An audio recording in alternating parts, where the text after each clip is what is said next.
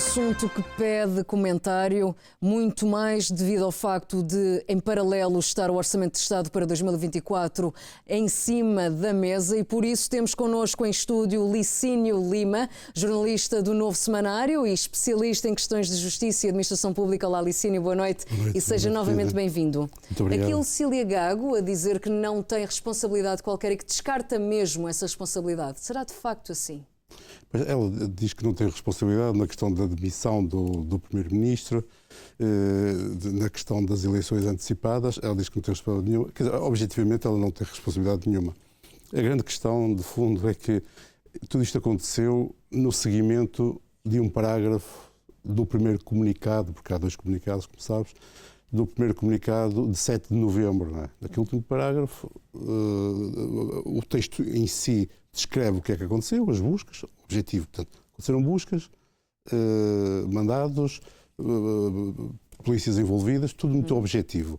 Naquele último parágrafo, acrescenta-se que, tendo então havido cruzamento de informações, chegou-se à conclusão que o Primeiro-Ministro terá sido apanhado nesse cruzamento de informações suspeitas e então abriu-se um processo no Supremo Tribunal de Justiça que, à partida será a instância própria onde podem tramitar os processos do Primeiro-Ministro e do Presidente da República. Aqui um pequeno parênteses. Foi tocado o nome de António Costa, no entanto, não se tinha a certeza se era o Primeiro-Ministro.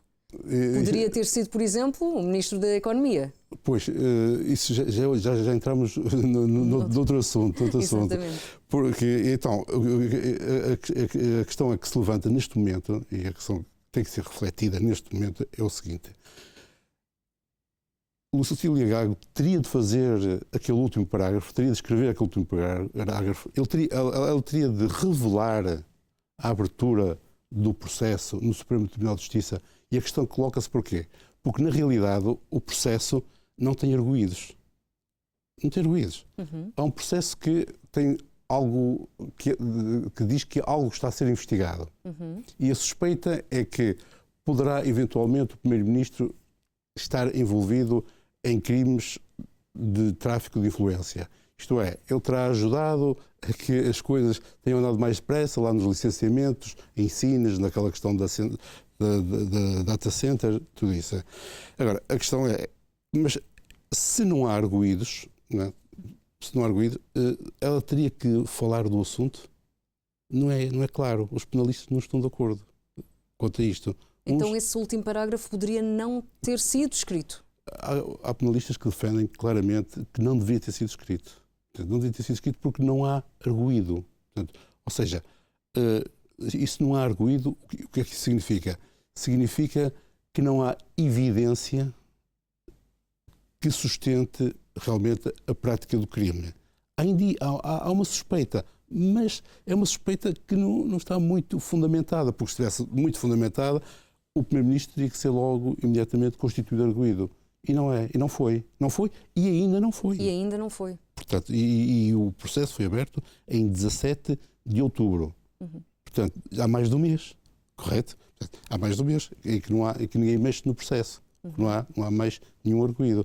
Ora bem, agora ela diz, eu não me sinto responsável. Obviamente que ela não é responsável pela demissão, porque no entanto, essa é uma pessoa pessoal. Desenlaçou. Exatamente. Agora, enfim, a opção dela de escrever aquele último parágrafo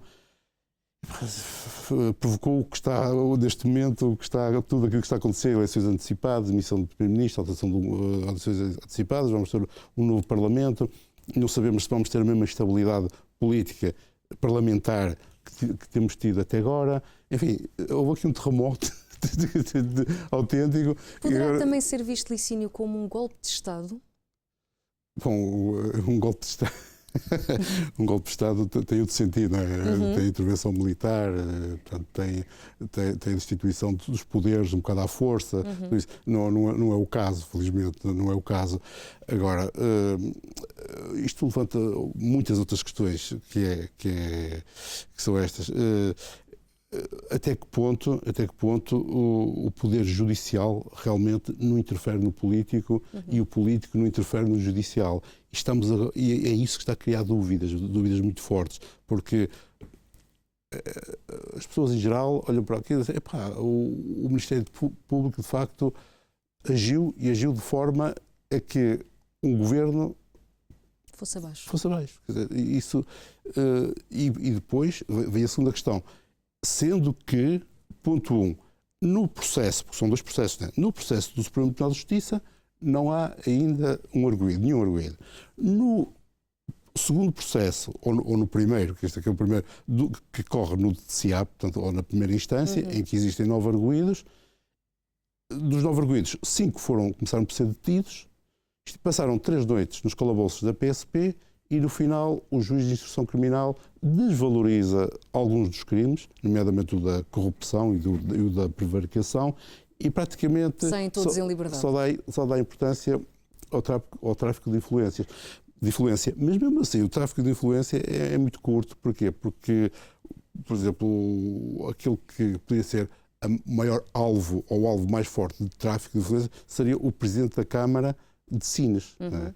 Mas mesmo assim, o Presidente da Câmara de Sines sai em liberdade e, enfim, não há notícia de que haja muita suspeita, ou que as suspeitas sobre ele sejam muito grandes. Agora, este é o ponto da situação dos dois processos, dois processos que estão a tramitar em paralelo. O que é interessante também é esta questão de dizer que estão a tramitar em paralelo. Porquê? Porque se estão em paralelo, é preciso atender que um está num foro especial e o outro não está no foro especial. O que é que isso significa? Significa que, afinal, se estão em paralelo, qual é que é o especial? É o Supremo ou da primeira instância? Exatamente. Não sabemos se estão a tramitar em paralelo. Eu acho que um anula o outro, praticamente. Quer dizer, eles têm que... Digo eu, mas isto é a discussão dos penalistas. Atenção, eu sou jornalista, portanto eu só observo. E a questão é que eles, de facto, não podem, à partida não poderão tramitar em paralelo. Tem que estar a tramitar cada um no seu terreno próprio e ver as investigações no seu terreno próprio. E este é o ponto da situação dos processos. Agora, o problema não são os processos, porque os processos são processos judiciais normais, entre aspas, não são normais. Exato, não é muito normal, uma vez estamos a falar de Primeiro-Ministro, Ministro das Infraestruturas. O grande problema é o que isto suscita na sociedade, o que é que isto provoca na sociedade. E nós temos que analisar o que é que está em jogo. Neste momento estão em jogo duas situações muito importantes e que podem fazer moça, passa a expressão, no tecido social e político em geral, que é o seguinte: por um lado, o Ministério Público saiu mal nesta fotografia da Operação Influencer, porque tinha pedido prisão preventiva pelo menos para 2 dos arguidos, não houve prisão preventiva para ninguém e, o chavão habitual, que é a montanha pariu um rato. Foi este chavão. E portanto, o Ministério Público não sai muito bem no filme. E então, o que é que nós temos? Temos uma investigação a decorrer. Exato. E agora, os crimes que estavam indiciados, o Ministério Público abdicou deles? Não, porque o Ministério Público recorreu da decisão do juiz de instrução criminal. Portanto, o Ministério Público não concordou com a amenização das medidas de coação. Exatamente. E então recorreu, estamos à espera do resultado desse recurso. Isto significa o quê? Significa que o Ministério Público continua a acreditar na sua própria investigação. E continua a investigar. E agora, a nossa questão é, mas ele será que vai deduzir a acusação antes do dia das eleições?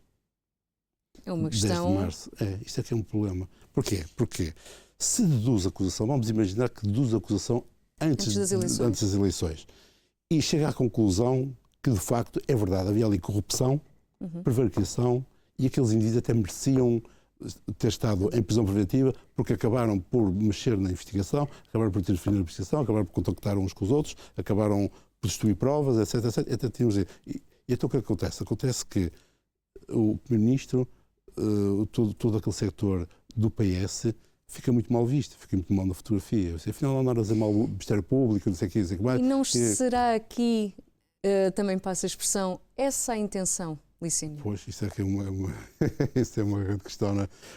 Porque se o Ministério Público chega à conclusão que, afinal, é verdade, aquilo foi, enfim, começaram uma investigação, mas aquilo não é coisa de pouca monta e não há acusação nenhuma. Portanto, arquiva-se o processo. Então o Ministério Público fica completamente de rastro. Afinal, o que é estes indivíduos andam aqui a fazer?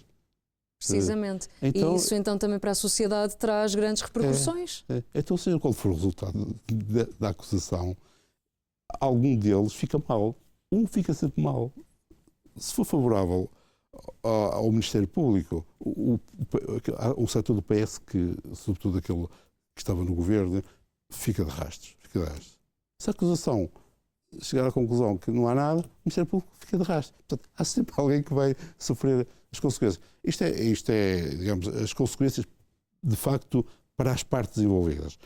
Depois, há aquela terceira consequência que é mais grave, que é as pessoas começam a desconfiar do sistema judicial, do sistema político. Afinal, assim, qual é a independência? Depois, se me permites, avançamos mais um passo, que é o que é que se passa mesmo dentro do próprio Ministério Público. Precisamente. Também não há, aquilo não está muito pacificado. Porquê? Porque nós dizemos assim, mas afinal, será que aquilo é uma hierarquia ou não é uma hierarquia? Portanto, se é uma hierarquia, o que é que vertical, o que é que nós temos? Temos o chefe e temos os subordinados. Portanto, e quem manda é o chefe. Exato. E se o chefe disser é assim que se faz, e não se faz assim, não se faz assim. O Ministério Público é uma hierarquia um bocadinho diferente, que eles chamam autonomia interna. Autonomia interna é o quê? É mesmo um subordinado pode decidir que o processo vai por ali, que se deve fazer estas diligências e não admite que um superior diga-lhe o contrário. E então nós dizemos assim, a culpa daquela decisão é do Ministério Público. Porquê? Porque aquilo é uma estrutura hierarquizada. Mas não é verdade, porque quem decidiu foi aquele indivíduo e não havia ninguém tinha o poder de intervir ali. E então de que forma é que poderia contornar essa situação? Essa situação em 2020, porque esta situação surgiu, não sei se recordas certamente, e os nossos telespectadores se recordam, daquele do processo de Tancos. Sim. Que até houve um procurador que quis interrogar o Presidente da República. Exatamente. E o Primeiro-Ministro. E então veio o coordenador, o chefe dele, mas não senhor, isso será inútil, será uma diligência inútil. E então o sindicato do Ministério Público caiu logo em cima e disse, não, isto é interferir na autonomia interna do próprio Procurador. E então a Procuradora-Geral da República, a Lucília Gago, o que é que faz? Emite uma diretiva a dizer que a partir de agora os chefes, portanto, os responsáveis, os que estão acima, podem interferir no processo, anulando diligências, mandando fazer diligências. Só que o sindicato achou que isso era uma interferência na autonomia. E então o que é que fez? Pegou nesse despacho e enviou para o Tribunal Administrativo para ver quem é que tem razão. E ainda hoje, portanto, já estamos em 2023, quase em 2024, e o Tribunal Administrativo continua sem decidir, afinal, como é que se organiza o Ministério Público. Agora a grande questão de fundo é esta. Afinal, o que é que se passa dentro do Ministério Público? Então foi isto que aquela Procuradora do Porto veio trazer ao de cima, naquele artigo do Público, em que ela diz que antigamente, de facto, havia uma estrutura hierarquizada que as pessoas sabiam o que é que estava a fazer, sabiam o que estava a ser investigada, mas depois começou a haver ali umas interferências, sobretudo a partir dos sindicatos, a defender mais autonomia interna, e então que se chegou a esta situação. Mas parece que agora vamos ter que reverter por uma questão também muito simples, é que senão nós não podemos dizer que quem decide é o Ministério Público, não. Temos que dizer quem precisamente, depois dessas explicações todas, então como é que ficamos? Foi Lucília Gago? Exatamente. Ou foi outra pessoa? Ou foi aquele procurador que decidiu enviar o processo lá para o Supremo Tribunal de Justiça. Precisamente. Teoricamente, na sua chamada hierarquia externa, está certo, ela é que é responsável, não é? Mas depois, quando vamos para a autonomia interna, já não é bem assim, porque quem decide é aquele procurador. Então é isto que tem que ser. E esta questão, digamos assim, não é teórica, não sou eu que a estou a levantar. Exatamente. Esta questão está neste momento a ser debatida no Tribunal Administrativo. Quer dizer, eles vão ter que dar uma resposta a isto, que não dá. Então, não sei se me fiz entender que isto. Ainda é outras repercussões, não é branco no preto. Exatamente. Isto há aqui muita coisa envolvida. Há questão política, de facto, porque há aqui uma tensão muito forte, sobretudo entre o PS e o Ministério Público, mas atenção que o PS tem também uma base de apoio do PSD, porque toda a gente se lembra que o Rui Rio também foi alvo de buscas em sua casa e depois ele veio... Sim, senhor, e todos recordamos ele a cumprimentar nós, jornalistas, pela varanda. Exatamente, ele a dizer, epá, temos que dizer basta, porque qualquer dia vem alguém e diz chega.